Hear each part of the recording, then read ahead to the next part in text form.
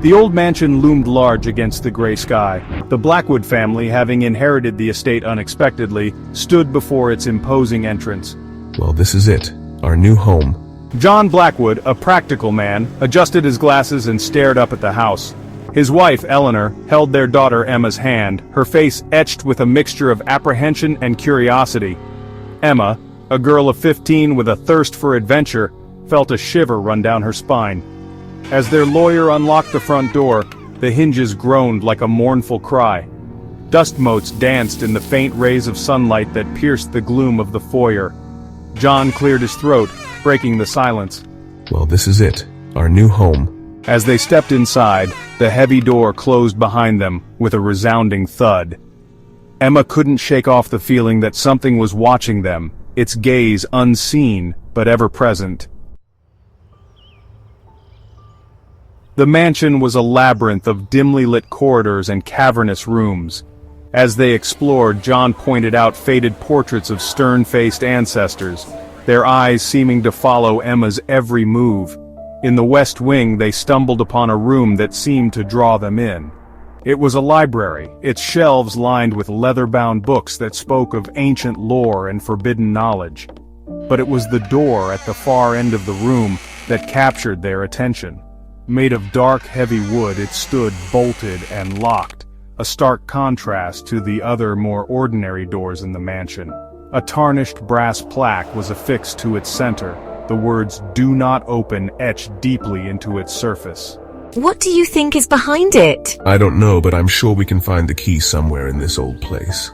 He reached out to touch the door, but his hand was intercepted by Eleanor's. Don't. It doesn't feel right. A sudden gust of wind rattled the windows and the room seemed to grow colder. Emma felt a prickle of unease. That night, as Emma lay in the darkness of her unfamiliar room, she couldn't shake off the image of the forbidden door. The inscription, "Do not open," echoed in her mind, fueling her curiosity. The silence of the old mansion was shattered by the howling wind outside, and the old house creaked and groaned around her. Then she heard it, a faint scratching sound coming from the direction of the forbidden door. A shiver ran down her spine. It was followed by a soft whisper, barely audible, but undoubtedly real. Emma couldn't make out the words, but the sound sent a wave of fear washing over her. The next morning at breakfast, Emma learned that she wasn't alone in hearing the strange noises.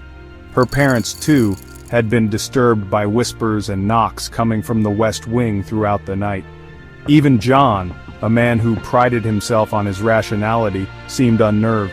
He shared that he had sought out the caretaker, a grizzled old man named Mr. Grayson, who lived in a small cottage on the edge of the estate. That door, it's best left alone.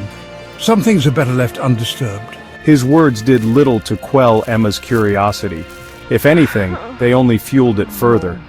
Emma felt a strange pull, an urge to uncover what lay hidden beyond the heavy wood.